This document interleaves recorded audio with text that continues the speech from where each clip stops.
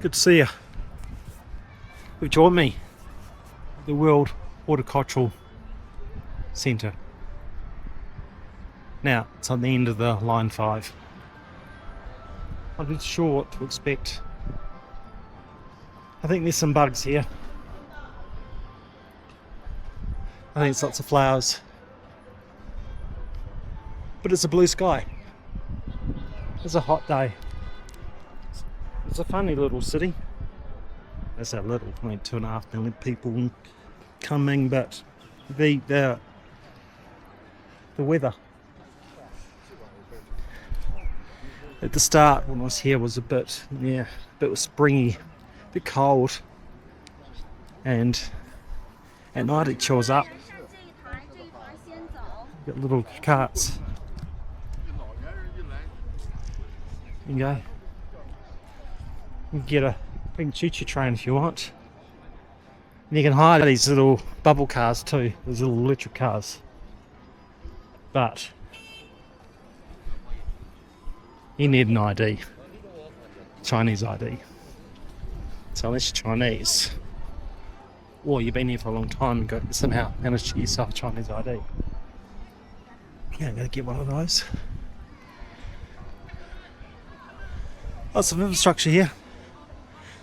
Just as you come out the metro, there's this ginormous construction. It looks like a shopping centre, but it's just incredibly sized, biggest hole I've seen in one little place. And you know what when they're putting off building and they dig down the foundations, well, times that by 40. Just a ginormous cavity. So let's explore with me. Remember, you chose to be here. I have no idea what I'm looking at, but remember that you're choosing to watch an old guy like me blather on about nothing. But let's carry on. I'm going to go all the way down there. I'm not too sure what that is. It looks impressive, and getting my daily steps in, so that's important. And on the topic of steps, you do walk a lot in China, and I'm pulling somewhere between 20 and 30,000 steps a day. It's just exploring, really. So, anyway, let's explore.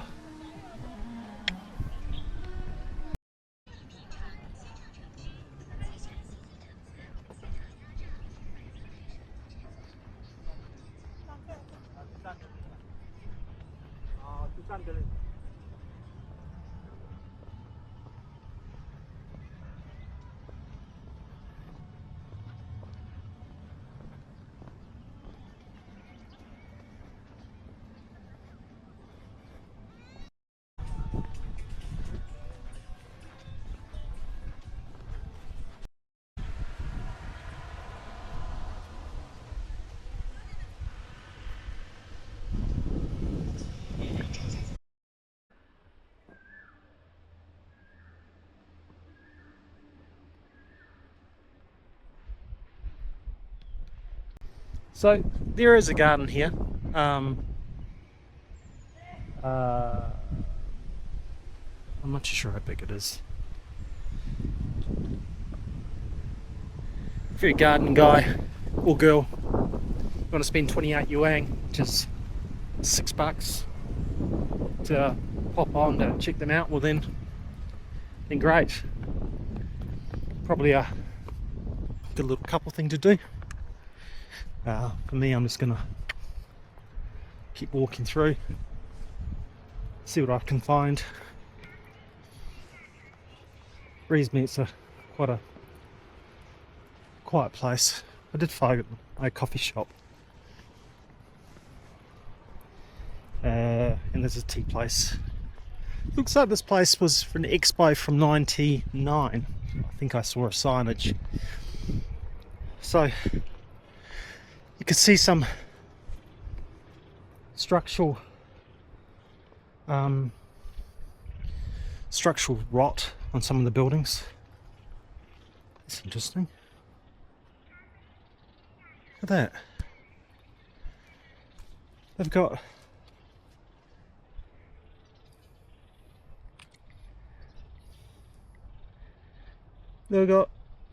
it's like it's a blood bag, like a nutrition bag that's piped directly into the trunk of the tree. I've never seen it before.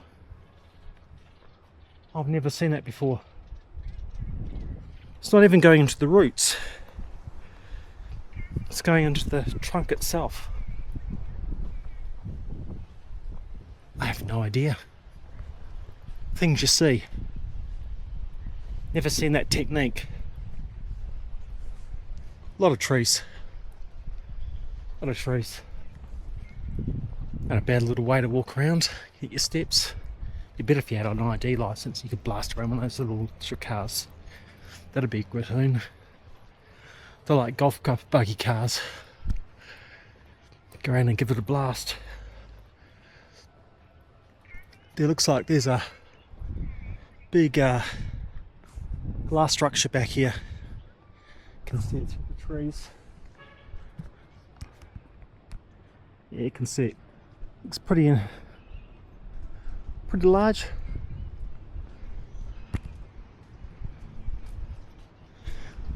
I have to find the the entry into it to see what it is. But they're going to charge $6 to get in.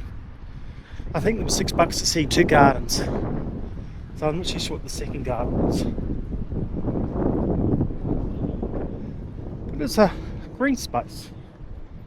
And that's what it's all about. A lot of oldies walking about. It's midday. Oh, sorry, it's midweek. So, getting a lot of, when you walk around, you see a lot of tourists, or you see a lot of retired in these types of places anyway. I must say the wetlands that I went to and I did a video of, that was really good. It had like a cultural museum as well attached to it, which was huge. And now we get this big green space. Yeah, young families. And you have these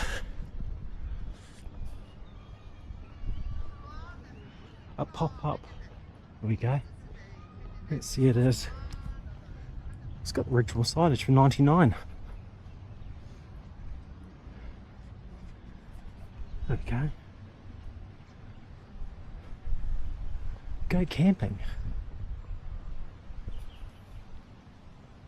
No. Got tents.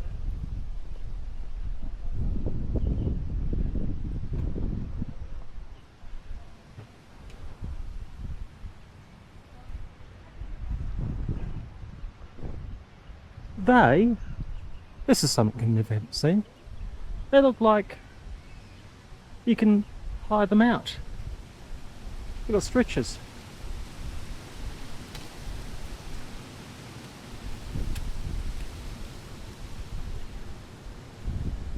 Okay, you got someone.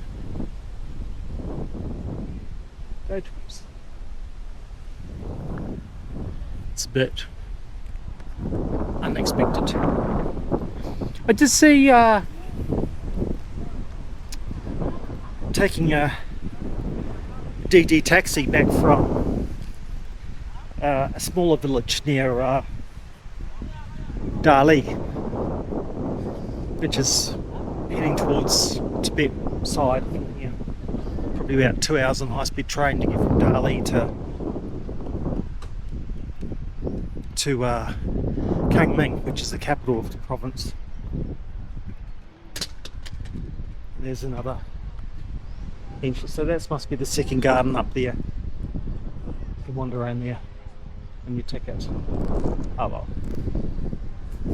So going back to my little story on the DD ride, which is about 20k north of, 20k west of Dali. There was a smaller ancient town, but I noticed an RV camp. So I have seen that the RV market in China is starting to get larger, and there's a lot of RV makers globally which are a bit concerned that the Chinese RV manufacturers are going to slice them up because of their pricing so sharp. And I believe that in Australia you can now buy a custom Great Wall of China vehicle. It's got it's not just a truck, it's got a custom chassis designed for the loading of a shell on the back. It comes pre-supplied, and it's fully modernised. It's got solar panels on the roof, it's got all the batteries, you have to do shit to it. It's got a shower, it's got the double bed, it's got storage, it's got a kitchenette, and it comes in I believe in a V6 and a V4. You'd be surprised over here they've got EVs versions of them as well. These monkeys. There we go. Not sure what they represent, but hey, monkeys. There's more over here. Let's get distracted. Hello, monkeys. They look like they've been painted by the kids. So, near the RV market, there's see that as the middle class of China gets larger, there's more people going to be buying RVs. Therefore, there's going to be more of an export market as they manufacture more for the local market. Okay, let's see what we find. So we're in this glass botanical garden. Looks like it's multi-zone. Cost 30 RMB.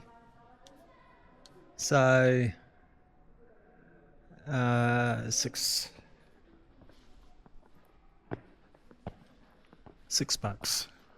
Oh well, it's a treat. Came all this way out this way. I won't be back. Bit of attitude you have to have sometimes. I won't be back. Not for a long time at least. It's hard to revisit places you've been to before. Humidity's higher in here, of course. These aren't uniquely. Brisbane's got a botanical gardens at the base of Mount Cootha. There's a bit of trip planning. So if you're into these places and you ever go to Brisbane, which is in Queensland, at the base of Mount Cootha you've got the Brisbane Botanical Gardens, and the gardens have got, I don't think it's as sizable as this, but they do have a greenhouse such as like this, and it's free. They've also got all the cactuses outside because the humidity of Brisbane is up there, so they can survive quite nicely in the open. Well, they're in a tunnel, I think, but they've got a lot of cactuses. Isn't that pretty? Let me go get my green on here. Oh, that's prickly. Where was I? I was getting distracted before. I was talking about RVs. Yeah, the RV market's going to get shot up. Oh, cactuses going over everywhere. Yeah, the RV market's going to get shot. It's going to get ripped apart by the Chinese. And they just got cheaper cars. Cheaper cars. You watch the Americans, they're going to block them all. Because when you can buy a apparently rumoured to be an RV that's good to go, it's like a baby RV, not a full big Americanised full rig RV, but it's very practical for a small family unit. You can buy it for 60,000 American dollars. Why would you spend $120,000, $150,000? In Australia, the market's going to get slaughtered because the second-hand RV market is still very expensive. Years ago, I knew an accountant that bought a RV business. He told me he made a 50% GP on selling second-hand RVs. 50%. Because he just waits for people. Of course, a lot of people that buy the big RVs, there's a lot of retirees, and then they get to a point when they can't or don't want to keep travelling around, so they sell them at a loss. He basically does bugger all to them. That's what I got. My impression was they just did them with sparkle, and most of them just travel around to Tasmania. Maybe they might do a leap or two, but most of them are in really good condition. But they fucking made a moolah out of it. 50% GP. That's a very good business model. But when you have the Chinese coming in slaughtering the price, and people can say what they want about Chinese cars, they're just cheaper. That's why Australia has voted with their wallet and said, yeah, bring it. And I'm one of those. I bought a Chinese car because it was a shitload cheaper than a Japanese car or a Korean. So I wasn't even complaining about the fact that it was Australian, because very rarely can you actually buy an Australian car now, because they're just filthy expensive if you can buy them. I don't think they ceased. They took government bailout money to bail out the industry. That was Ford and I think Holden were the last big stay-outs. They took the money, paid out the bonuses to their VPs and to their shareholders, and then basically screwed the taxpayer. He granted them the money to invest back into the business. And I think their last one standing was in Adelaide. And then they fucked over the employees. And fucking took the money and shitted them and shitted the taxpayer and fucked off. So I'm all up for foreign cars if they're cheaper. You know, it's not good. You know, if you can make them, I'll rephrase that. If you can make the cars cheaper in the country, then great. The problem is that workforces are just going this way.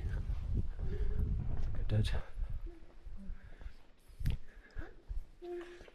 Oh, there was a little way through here as well. Oh yeah, did you see those? I forget where I'm walking. There we go.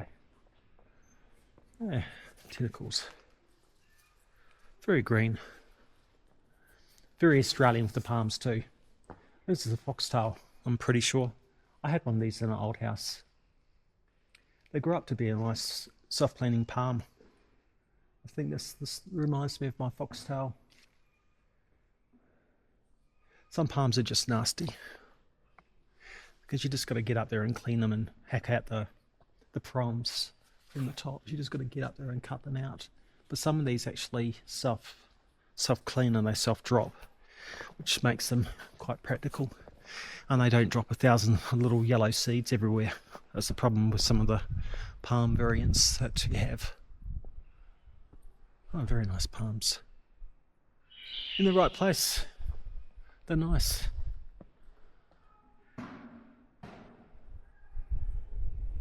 Yeah. So back in Brizzy, saw a lot of these palms because it's subtropical. You just see a lot of the palms. I'd like to tell you what that is. Looks familiar. It looks familiar, that one there. Not too sure what it is. If you read Chinese, you're on a winner.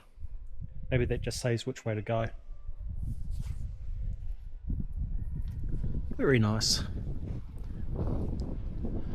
The weather here, I must say, is very pleasant at the moment. Oh, look at this. Oh, this is a cool tree. This has been growing for a long, long time. Butterfly tree.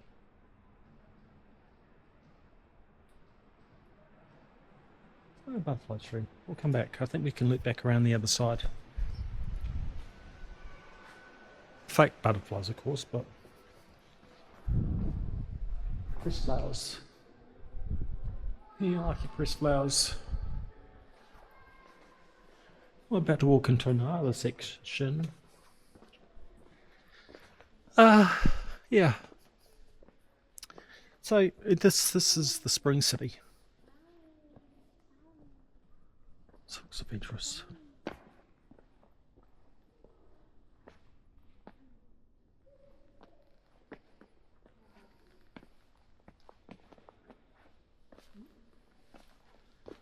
Yeah. I'm not sure if you see my other posts. I posted some. I don't know if I've recorded them too much, but the Chinese do like these glass steppers, like 30-40 meters above the ground. I found one yesterday in this, we'll call it like a discount outlets area. It was one stop up from where I was coming through, and I just stopped there to have a gander at it because I saw some big pergolas, some temples. It turned out they were fakes, but they had this big DFO and they had sections where you had glass walkways. I don't trust the fuckers. Very cautious. They scare the shit out of me because you're so far up.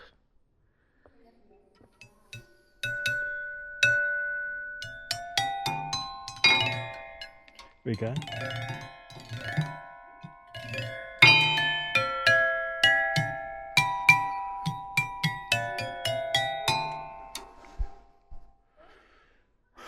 Bit of excitement.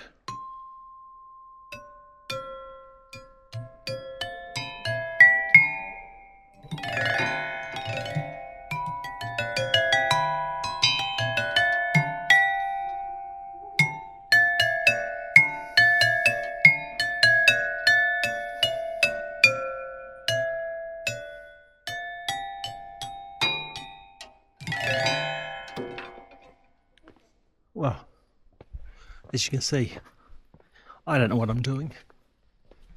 Music is not my go-to. So this is interesting to walk through. The plants don't have tags on them, so legalize an interesting sort of scenario. You don't know what you're looking at. A lot of these places have got name tags with the botanical. Is that the word I'm looking for? Botanical name and the local name. Oh, someone found them. There's a kid back there.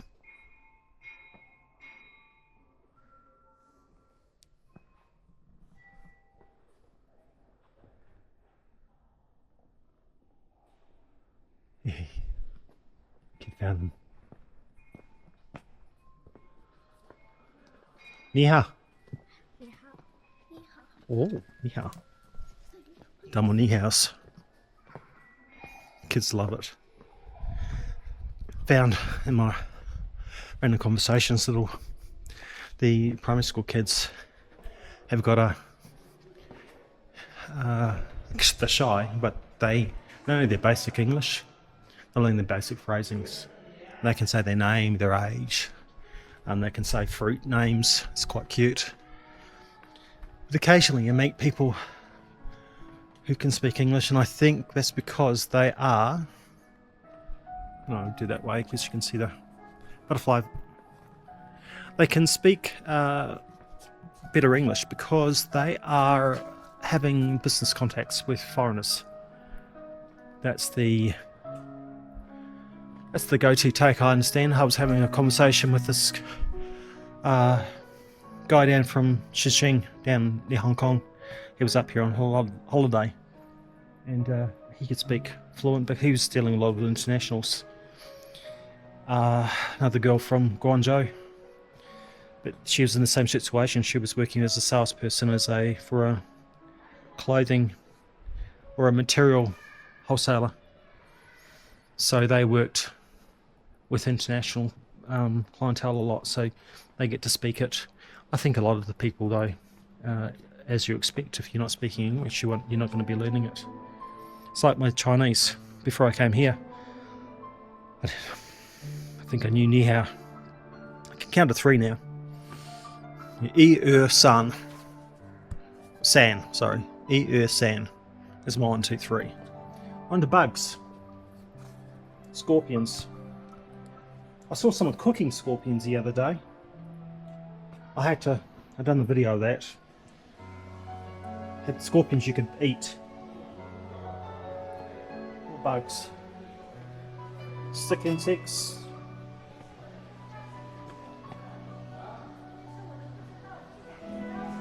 I've seen that one before. Got big barnacles on it. Centipedes. They're a bit toxic.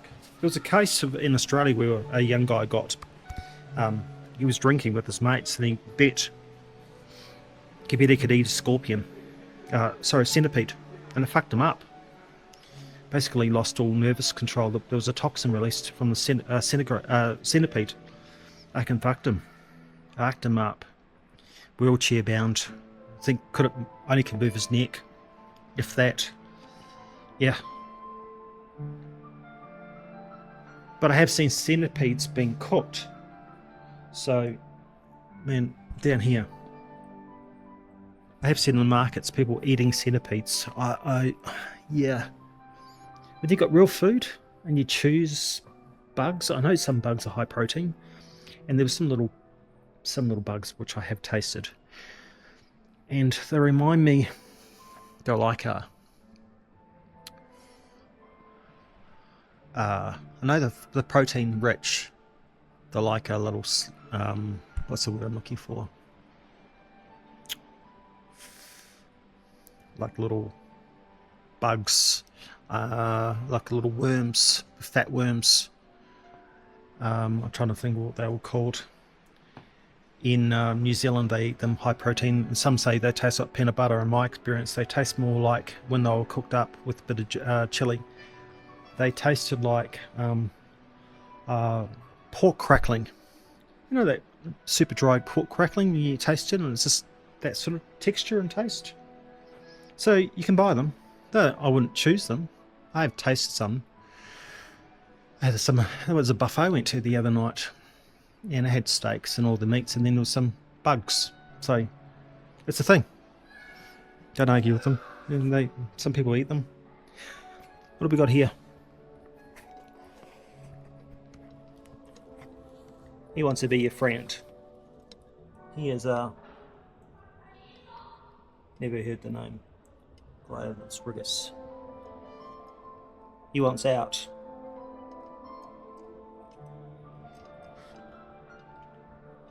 There's another one. And another one. Spiders. More spiders. More spiders. More spiders somewhere in there. So what's peculiar?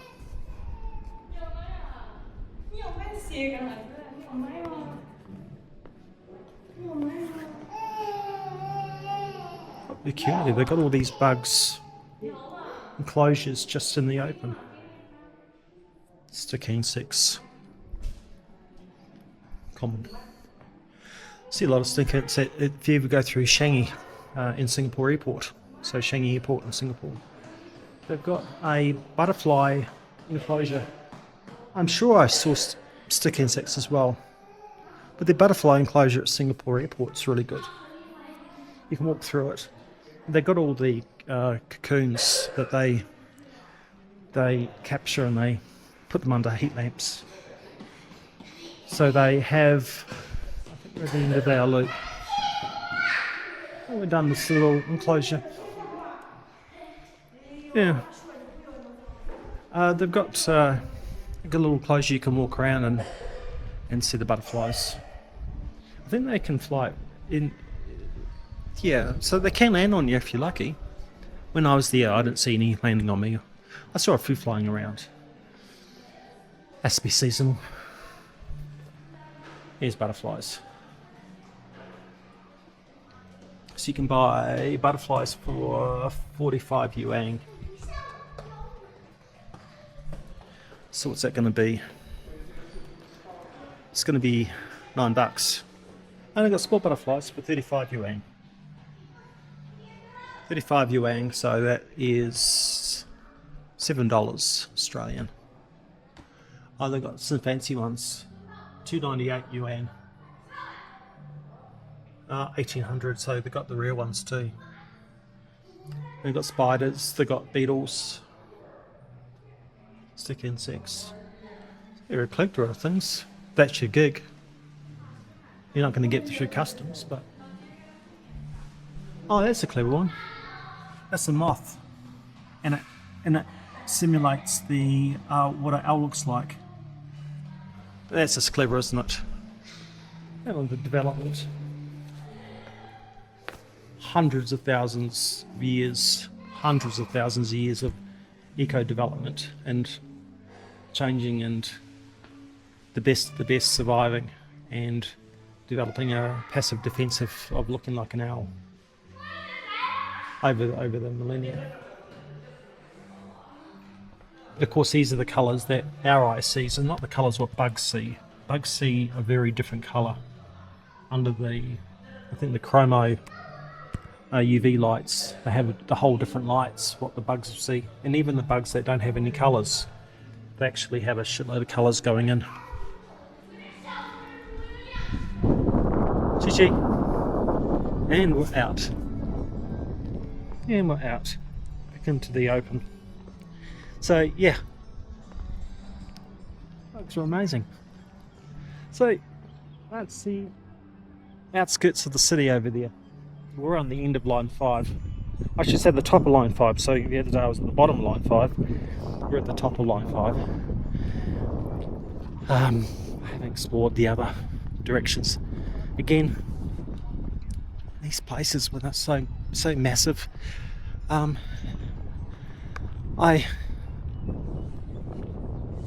just ran out of days. You gotta pick and choose what you want to see. I must say, this destination didn't come up on my research.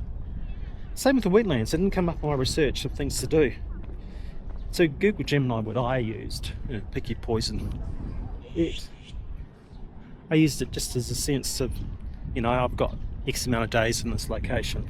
Advise me key tourist locations that I can do and plan out 5 days worth of walking about, exploring, maximising metro as a way of getting around the city.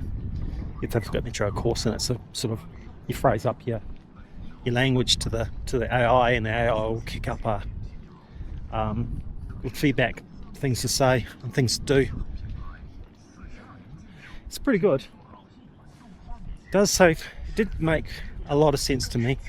But of course, what happens is that you flip around your travel variations like I've done here.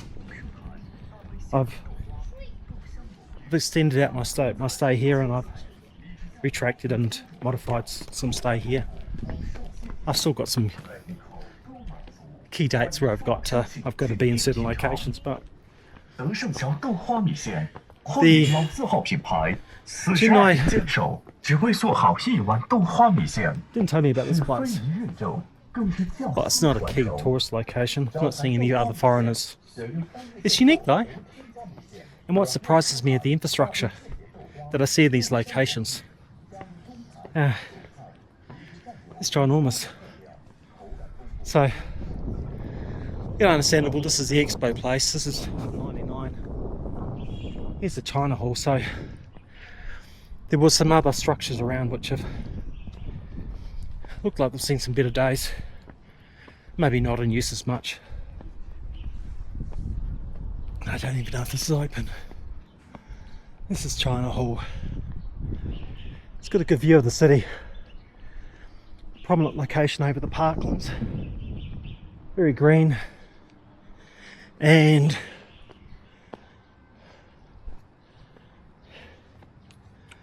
it's dead as a dodo. There we go. Nothing happening here. Could have some close signs down the bus saying this bad boy ain't open. Save a few steps. But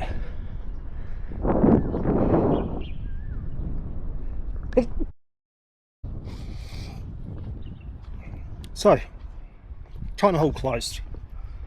It's a bit sad. Now, this is helping me get the steps in for the day. It's getting a bit hot, might take a jumper off. I think this place is, it can be seasonally hot and seasonally cold within the same week. But I think we've done a walk around. I'm gonna mosey back down towards the metro connection, I think. And see what else we can find. What I find is popping up out of the metro station, if you've got time, and doing a bit of walk around, you get to find some interesting things. Though I know the old ancient street, which is what I've done, walked around quite a bit now. It's worth a look. Overall, I think this is a really good destination as a city, particularly as it's a gateway city, as I'm sure I've said before. So if you're going down to Laos or Vietnam, there's high-speed rail that connects in from here down south. And that's probably a key reason why I'm here too.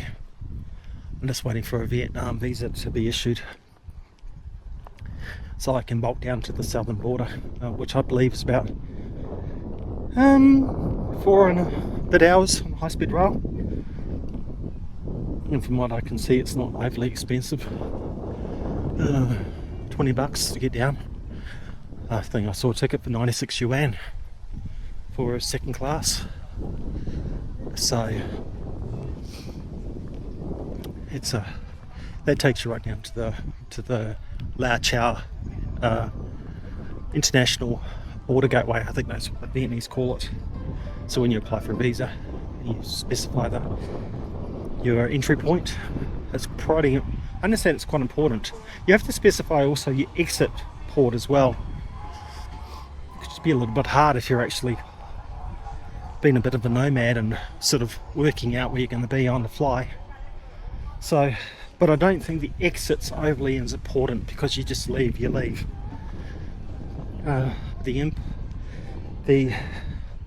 Only the airports allow visa on demand, so the land borders you have to apply for the visa. That's the best of my understanding and the mechanics of the Vietnamese. And the Vietnamese have also issued up a brand new online visa portal. It's definitely changed from a year ago. I was thinking, no, where was I? Year and a half, 2 years ago. Sorry. Went to Vietnam for a month with my oldest, and their website was shit then, and it's still shit. But this time around, what I had to do was I had to kick up the, going through the Chinese hotel Wi-Fi, which has got, of course, the Great Wall of Firewall China, and I had to go. It wouldn't load properly, breaking left, right, and centre. So I had to kick up my phone using my Hong Kong 4G SIM card to bypass the firewall China, and also kick up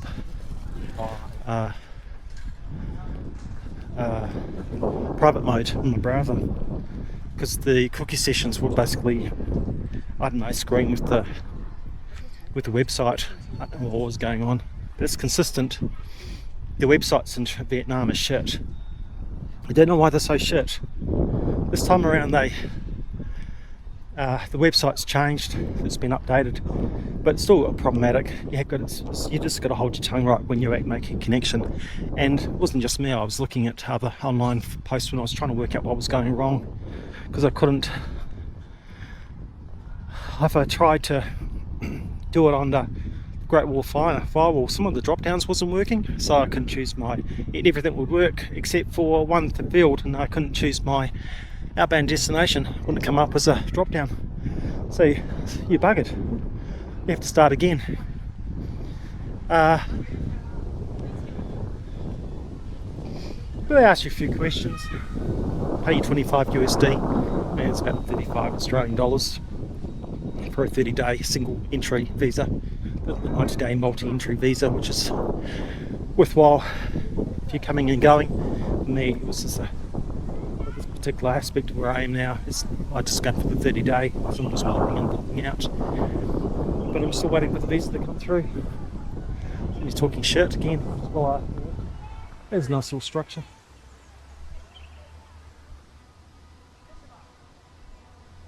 Yeah, it's a pleasant little place to walk through. If you didn't know the gardens, it's okay. So anyway, the city. Yeah. I'd come back. Overall, nice people, nice city, easy to get around. Is there lots of Western options? There are, but there isn't. It's not like Guangzhou or Shanghai. Shanghai's a very international city, from what I understand. I know Guangzhou, I've been there before. Guangzhou is a super international city. You can walk from a hotel across if you stayed in by the North Railway Station in Guangzhou. You walk across the road from the hotel and you had sushi. So that's how international that was. So you could get sushi shop, you had sushi restaurants and everything, so you name it. But you know, over here you can get steakhouses. The steaks are expensive, but you can get them if you want. If you want your steak, you can pay for it. What I'm finding is that generally foreign food has a premium. So if you don't want to adapt, you can get your foreign food here quite easy. They do like the chili, so I'm always on my toes about how much chili they're putting in, because even if you don't ask for chili, the base stock has got some of the chili. Information's there. There we go. So we're done.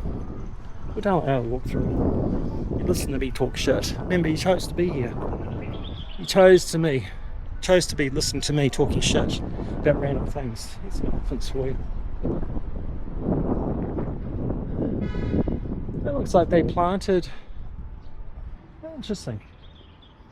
Yeah, so it's a whole meshed, and they plant flowers into it.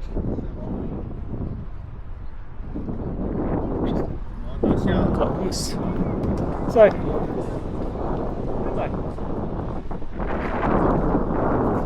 another day, another adventure. Hope you're doing well. If you haven't travelled, travel. It's for the sun. Just get into their groove. And it's not just them sometimes, it's societal pressures, because they're coming from Australia in NZ. This life is expensive. Never get ahead. Some people just constantly trapped by having to work to survive, and you can't save because you have to pay that on your rent or like living expenses. So it's a tough gig. That's a tough gig. But I truly think that you meet interesting people when you travel. Yeah, interesting people when you travel. Just put yourself out there. I like the change. I like the adventure of it. And well, there we go. So, signing out. Have a good one. I'll see you around.